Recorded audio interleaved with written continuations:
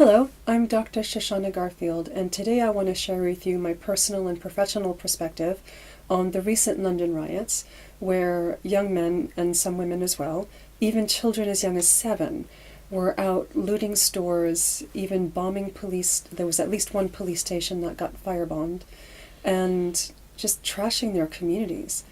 And this inexplicable, bizarre kind of behavior has really struck a deep chord in the UK here, and I know has gotten news coverage all over the world. And I wanted to take the humble perspective of what do I and you have in common with these people?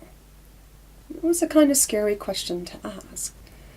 But the humble answer that came back is, well, the general mindset, as far as I can tell from the news press and from what people are speculating, is that here are these people, generally young, disenfranchised, no jobs, very few job prospects, mainly on benefit or out of the job market, and are feeling very angry and frustrated. And it's not only 2-year-olds that can throw tantrums. It reminded me of a 2-year-old in the supermarket banging on the floor and, I want my sweetie! And to that 2-year-old, that sweet is the key to their happiness in that moment. And if they don't get that sweet, life is dreadful. And I really believe that generally speaking, the distress over these invented problems is very real, but it's an invented problem. Getting the sweet is not going to make the kid happy, and also sets up some rather negative behavior patterns for the parent to live up to over time.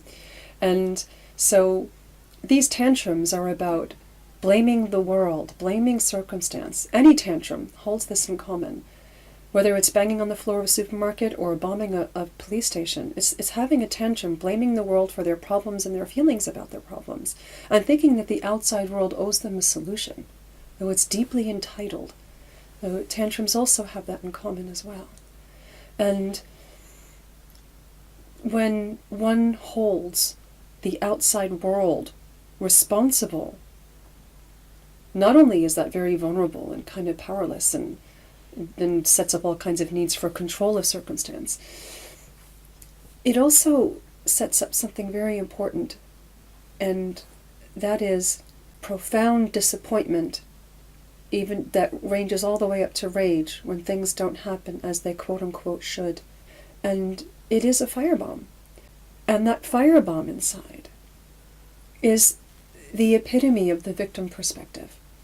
That victim mindset is what makes us profoundly vulnerable to sliding down that greasy slope into being a victimizer, from victim to victimizer. The grease is that sense of entitlement. The grease is that entitlement to something outside of us is going to make us happy. That's the key error. That's the fundamental error. And we're all vulnerable to it. We're all vulnerable to thinking, if something else were different, I'd be happier. It happens to most of us every day. And this is something that we share. It's a matter of continuum.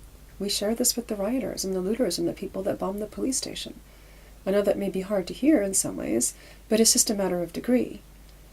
I'm also remembering that just a short time ago, a man in Norway killed many people, and there was also a bomb in a separate area of Norway as well.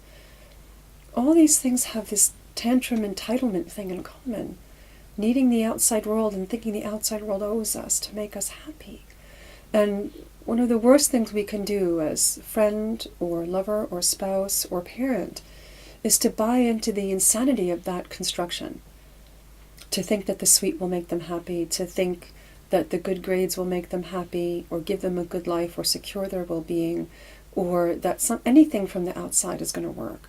And one of the gifts we can give ourselves and others is to very compassionately remind them of where the truth of our well-being really lies, and that isn't anything in circumstance, it's inside of us already.